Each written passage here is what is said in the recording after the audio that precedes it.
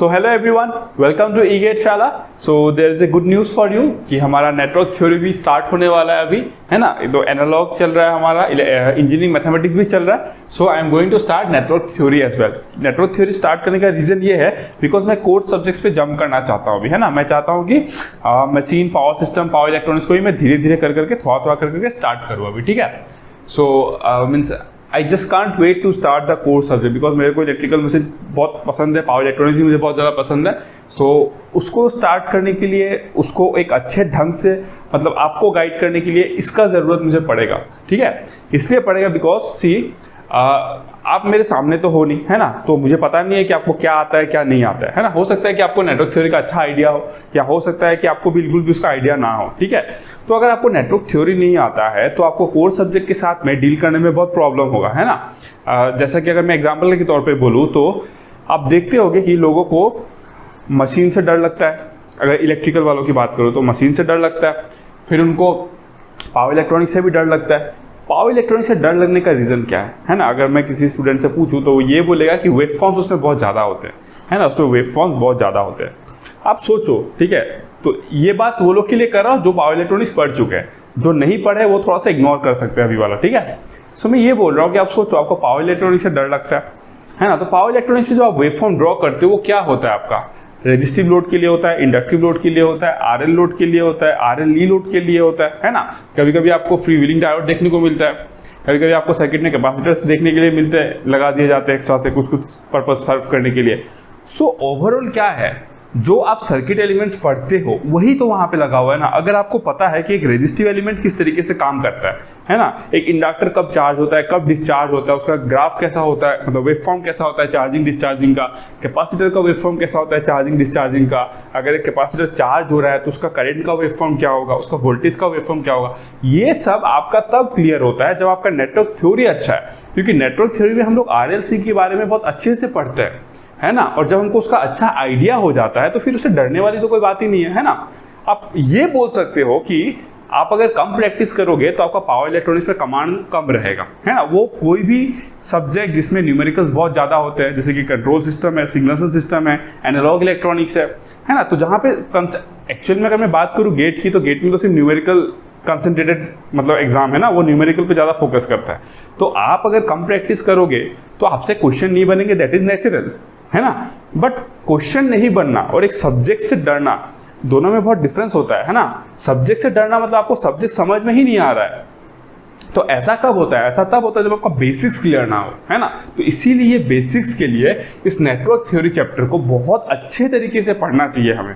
अगर हम लोग अच्छे तरीके से इसको हैंडल करेंगे ना, फिर मुझे ऐसा नहीं लगता कि आपको किसी भी सब्जेक्ट में मतलब डरने की आपको मतलब कोई ज़रूरत नहीं पड़ेगी। आप बहुत ही ज़्यादा कंफर्टेबल रहोगे, ठीक है। तो इसीलिए मैंने सोचा कि एक इंट्रोडक्शन वीडियो बनाऊं ताकि आपको पता चल जाए कि मैं किस फॉर्मेट में पढ़ाना पसंद करता हूं, ठीक है। और मैं आपको लॉजिकल रीजंस भी दूंगा कि क्यों मैं इस फॉर्मेट में पढ़ाना पसंद करता हूं, ठीक है।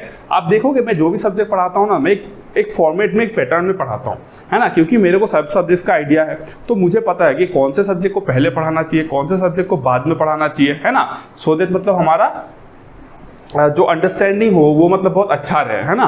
क्योंकि मेरे को पता है ना कि ये सब्जेक्ट मैं पहले पढ़ूंगा तो उससे मेरे को ये फायदा होगा, ये मैं बाद में पढ़ूंगा तो उससे मेरे को ये फायदा होगा। तो ये रहता है, तो उसके वजह से हमको देखना होगा वो, ठीक है, उस तरीके से। सो अगर मैं नेटवर्क थ्योरी की बात करूं मैं, तो जो फर्स्ट में मैं स्टार्ट करूंगा वो है मेरा बेसिक कंसेप्ट्स इन नेटवर्क थ्योरी। मेरा फर्स्ट क्या है, बेसिक कंसेप्ट्स इन नेटवर्क थ्योरी। इसमें मैं क्या कवर करने वाला हूं, इसमें मैं आपका बेसिक फेजर्स पढ़ाऊंगा। मैं पहले फेजर्स के बारे में आपको एक अच्छा आइडिया दूंगा। फेजर्स क्या होता है, रेक्टेंगुलर सिस्टम में क्या होता है, ट्रिग्नोमेट्रिक फॉर्म क्या होता है उसका, है ना, एक्सपोनेंशियल फॉर्म क्या होता है, सब कुछ आपको फेजर के बारे में बेसिक बताऊंगा आपको, ठीक है। उसके बाद से मैं आपको बताऊंगा कुछ इंपॉर्टेंट डेफिनेशंस के बारे में, जैसे कि पैसिव नेटवर्क क्या होता है, एक्टिव नेटवर्क क्या होता है ना, प्लेनार नेटवर्क क्या होता है, नॉन प्लेनार नेटवर्क क्या होता है, आपका active element, passive element, unilateral, bilateral, तो सब कुछ मैं आपको बताऊंगा उसमें कुछ इंपॉर्टेंट डेफिनेशंस में, ठीक है। उसके बाद से मैं थोड़ा सा करंट इलेक्ट्रिसिटी के बारे में भी बात कर लूंगा ना। बेसिक मतलब जो आपका जो आपको क्लास 12 में मिलता है, मतलब थोड़ा वो सब भी बात कर लूंगा करंट इलेक्ट्रिसिटी के बारे में, है ना, ताकि आपका एक ब्रशअप हो जाए अच्छा से। और अगर कुछ इधर उधर के कुछ टॉपिक हुए छोटे मोटे तो वो भी मैं ले लूंगा, जो मेरे को लगता है कि बेसिक कंसेप्ट में आपको जानना चाहिए, ठीक है। उसके बाद मैं आऊँगा एसी फंडामेंटल्स पे। एसी फंडामेंटल्स में हम लोग क्या सीखने वाले हैं, एसी फंडामेंटल्स में मैं एकदम स्क्रैच से स्टार्ट करूँगा, एकदम जीरो से, है ना। सब कुछ आप सीखोगे। आप लिखते हो ना कि इंडक्टिव रिएक्टेंस होता है ओमेगा एल, क्यों ओमेगा एल होता है ना। कैपेसिटिव रिएक्टेंस 1/ओमेगा सी, क्यों 1/ओमेगा सी होता है। तो हर चीज़ का हम लोग रीजन देखेंगे। मैं आपको सीरीज सर्किट पढ़ाऊंगा, पैरेलल सर्किट पढ़ाऊंगा। आप देखोगे क्यों करंट कहाँ पे लैग करता है, कहाँ पे लीड करता है, एक्टिव पावर क्या होता है, रिएक्टिव पावर क्या होता है ना। तो ये सब कुछ हम लोग वहाँ पे देखने वाले हैं ना। पावर का फ्रीक्वेंसी क्या होता है एक ऐसे सर्किट में, तो सब कुछ हम लोग वहाँ पे अच्छे से कवर करेंगे। फिर आपका रेजोनेंस हो गया है ना, रेजोनेंस वगैरह के बारे में भी हम लोग वहीं पे पढ़ेंगे एसी फंडामेंटल्स में। तो जैसे हमारा एसी फंडामेंटल्स क्लियर हो जाता है, फिर हम लोग पढ़ेंगे नेटवर्क थ्योरम। ये बहुत ज़्यादा इंपॉर्टेंट है ना। नेटवर्क थ्योरम में हम लोग क्या देखेंगे, नोडल एनालिसिस, केसीएल, केवीएल, है ना, mesh analysis, concept of super node, concept of super mesh. फिर आपके नेटवर्क थ्योरम्स हो गए जैसे कि थेवेनिन्स हो गए, नॉर्टन हो गया, फिर आपका टेलीगेंस थ्योरम हो गया, रेसिप्रोसिटी थ्योरम हो गया, है ना। तो सुपरपोजिशन थ्योरम जो कि बहुत ज़्यादा इंपॉर्टेंट है। तो ये सब थ्योरम जितने भी है 10-12 थ्योरम जो भी है, सब कुछ हम लोग अच्छे से कवर करेंगे। किसमें, ये नेटवर्क थ्योरम्स में। This is really very very important, है ना। ये हर कहीं ना कहीं जगह पे आपको हेल्प देगा। और ये सब में अगर आपका कमांड अच्छा रहा ना, तो फिर आप कोई भी सब्जेक्ट पढ़ो ना, आपका कॉन्फिडेंस बहुत अच्छा रहेगा। फिर ना आपको बस समझना रहेगा कि क्या सब्जेक्ट में है। आपको ऑलरेडी वो सब चीज़ आता है, बस आपको एक बार बस उसको देखना है, आपके दिमाग में तुरंत वो एंट्री कर लेगा, ठीक है। उसके बाद आता है हमारा टू पोर्ट नेटवर्क। अगर मैं टू पोर्ट नेटवर्क की बात करूं तो टू पोर्ट नेटवर्क आप पावर सिस्टम में उसका एप्लीकेशन देखते हो। जब आप पावर सिस्टम में लाइन पैरामीटर्स कैलकुलेशन करते हो तो उसमें आपको जरूरत पड़ता है, sorry not line calculation parameters, ABCD parameters आप यूज़ करते हो ना। जब आप पाई नेटवर्क पढ़ते हो, टी नेटवर्क पढ़ते हो, उस तरीके की चीज़ों में आप ABCD पैरामीटर्स को यूज़ करते हो। अगर मैं एनालॉग इलेक्ट्रॉनिक्स की बात करूँ तो एनालॉग इलेक्ट्रॉनिक्स में आप BJT एम्पलीफायर को जब हाइब्रिड मॉडल से रिप्लेस करते हो, तब आपको टू पोर्ट पैरामीटर्स का यूज़ देखने को मिलता है वहाँ पे, है ना। तो टू पोर्ट नेटवर्क्स हम लोग देखेंगे। उसमें टू पोर्ट में क्या होता है ना, 6 पैरामीटर्स होते हैं। तो हम लोग सारे के सारे पैरामीटर्स देखेंगे, क्या होता है, अच्छे से समझेंगे एक्चुअली उसका मतलब क्या है, क्या होता है टू पोर्ट, क्या होता है सिंगल पोर्ट, क्या होता है ब्लैक बॉक्स, सब कुछ देखेंगे हम लोग उसमें टू पोर्ट नेटवर्क्स में। उसके बाद हम लोग जाएंगे नेटवर्क ग्राफ पे। तो ये बहुत छोटा सा चैप्टर होता है, ज़्यादा टाइम नहीं लगेगा, 1, 2 या 3 क्लास मैक्सिमम 2 आवर्स या 3 आवर्स ऐसे लगेंगे। तो मैं नेटवर्क थ्योरी को, नेटवर्क ग्राफ को अच्छे से बताऊंगा, है ना। तो बहुत लोगों को तो समझ में नहीं आता है कि ये ग्राफ थ्योरी क्या है ना। बहुत लोगों को तो ऐसा लगता है कि ग्राफ थ्योरी नेटवर्क थ्योरी का पार्ट है, but actually graph theory is a part of mathematics, है ना। ग्राफ थ्योरी मैथमेटिक्स में एक बहुत मेजर मतलब एक पोर्शन कवर करता है ग्राफ थ्योरी, ठीक है। सो हम लोग देखेंगे कि कैसे हम लोग एक मैथमेटिक्स का ग्राफ थ्योरी को हम लोग नेटवर्क थ्योरी में कैसे इस्तेमाल कर सकते हैं, है ना। तो how we can use this graph concept is network theory, okay.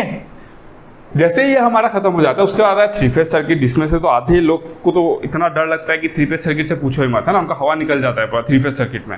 तो 3 फेज सर्किट में बेसिकली हम लोगों को क्या लाइन फेज देखना होता है। और पता है इंटरेस्टिंग बात क्या है, जो लोगों को 3 फेज सर्किट समझ में भी आता है ना, वो निपट जाता है जब वो पर यूनिट सिस्टम में आता है ना। 3 फेज सर्किट नॉर्मल तो एक एवरेज स्टूडेंट चलो कुछ कर वर्क कर भी लिया, फिर वो जब पर यूनिट सिस्टम में जाता है तो उसको समझ में नहीं आता कि क्या पर यूनिट क्या है, कैसे निकाला है इसको। तो पर यूनिट तो बहुत ज़्यादा इंपॉर्टेंट है ना। अगर मैं मशीन के कुछ क्वेश्चंस की बात करूँ या पावर सिस्टम में तो बहुत ज़्यादा यूज होगा पर यूनिट, है ना। तो वो सब चीज़ भी हमको समझना होगा अच्छे तरीके से, वो हम लोग देखेंगे 3 फेज सर्किट में। तो सब कुछ कवर कराऊंगा मैं, है ना। 3 फेज पावर क्या होता है आपका, लाइन कैलकुलेशन, फेज कैलकुलेशन, सब कुछ वहाँ पे मैं 3 फेज सर्किट आपको बताऊंगा। और ट्रस्ट मी, 3 फेज सर्किट आप मेरे से पढ़ने के बाद ना आपको ऐसा लगेगा कि यार इतना इजी है क्या 3 फेज सर्किट, बस वही समझना है बस, है ना। लोगों को समझ में नहीं आता है एक्चुअल में होता है क्या ना, लोगों को ये पता नहीं चलता है कि उनको किस ऑर्डर में पढ़ना चाहिए, सो दैट वो रिलेट कर पाए कि मैं ये पढ़ रहा हूँ, इसके पहले वाला क्या था, उससे क्या रिलेशन है इसका। तो उस ऑर्डर में जब आप पढ़ते हो ना, तो आपको चीज़ें समझ में आने लगती है, ठीक है। उसके बाद अगर मैं बात करूँ मिसलेनियस टॉपिक की, तो मिसलेनियस टॉपिक में कुछ जो भी टॉपिक्स होगा मैं उसको ले लूँगा। एज फॉर एग्जांपल अगर मैं बोलूँ कि एक लोकस डायग्राम का कंसेप्ट होता है ना, मैं थोड़ा सा आपका inductance, self inductance, mutual inductance, कुछ लॉज वगैरह के बारे में मैं बात कर लूँगा ना। बेसिक चीज़ों के बारे में मैं मिसलेनियस से बात कर लूँगा, ठीक है। सो लोकस डायग्राम आपको बेसिकली क्या होता है, एक सर्किट दिया रहेगा, फिर आपको बोला जाएगा कि फ्रीक्वेंसी जैसे चेंज होगा तो सर्किट का बिहेवियर कैसा होगा, ठीक है। तो बेसिकली सर्किट का बिहेवियर हम लोग देखते हैं इसमें लोकस डायग्राम में, ठीक है। ये मिसलेनियस में आएगा। सो बस यही सब चीज़ से ये पूरा जो सब्जेक्ट है नेटवर्क थ्योरी बना हुआ है, बहुत इंटरेस्टिंग है। अगर गेट की वेटेज की बात करूँ तो मैं 6-7 मार्क के क्वेश्चन आ जाते हैं इसमें से, है ना। सो आप देखोगे जनरली नेटवर्क थ्योरम पे एक क्वेश्चन तो पक्का एवरी ईयर रहता है। फिर एसी फंडामेंटल्स पे आपको एक क्वेश्चन मिल जाएगा पक्का। फिर आप बोलो ये तीनों से एक क्वेश्चन रह जाता है ना, ये तीनों टॉपिक से एक क्वेश्चन रह जाता है। और बेसिक कंसेप्ट से भी कभी आना होता है तो आ जाता है। तो कुल मिला के 6-7 मार्क ऐसा आप बोल सकते हो कि नेटवर्क थ्योरी से आ जाता है, ठीक है। सो इतना इंपॉर्टेंस रखता है नेटवर्क थ्योरी, और ये एक फाउंडेशन क्रिएट करता है बाकी सारे सब्जेक्ट्स के लिए, ठीक है। तो मैं अपना पूरा बेस्ट ट्राई करूँगा कि मैं आपको मतलब इस सब्जेक्ट से पूरा मतलब you should fall in love with this subject, मतलब ये मेरा रहेगा ऑब्जेक्टिव। सो मैं ट्राई करूँगा, बहुत प्यार से समझाऊंगा एक एक चीज़, एक एक थ्योरम, मतलब कहाँ पे यूज़ होता है, किस सब्जेक्ट में यूज़ होता है, ये चीज़ सब कुछ बताऊँगा। तो आप जब ये सब्जेक्ट को कंप्लीट करोगे तो आपको लगेगा कि यार चलो मतलब एकदम मतलब अच्छे वे में समझ गए, ठीक है। सो यही रहा बस इंट्रोडक्शन वाला पार्ट। तो अभी हमारा नए लेक्चर्स अभी यूट्यूब पे पुश होना स्टार्ट हो जाएगा, नए लेक्चर्स आने लगेंगे अभी, तो आप नेटवर्क थ्योरी को भी आप फॉलो कर सकते हो, ठीक है। तो मेरा ऑब्जेक्टिव ये वीडियो को ये बनाने का ये था मतलब कि मैं चाहता था कि आप समझ लो एक बार कि किस तरीके से मैं नेटवर्क थ्योरी को डील करने वाला हूँ, ठीक है। सो चलो उसके साथ मैं इस वीडियो को खत्म करता हूँ, फिर अगले क्लास में मिलते हैं नेटवर्क थ्योरी के फर्स्ट चैप्टर के साथ, that is basic concepts in network theory. Okay, so thank you so much, have a nice day.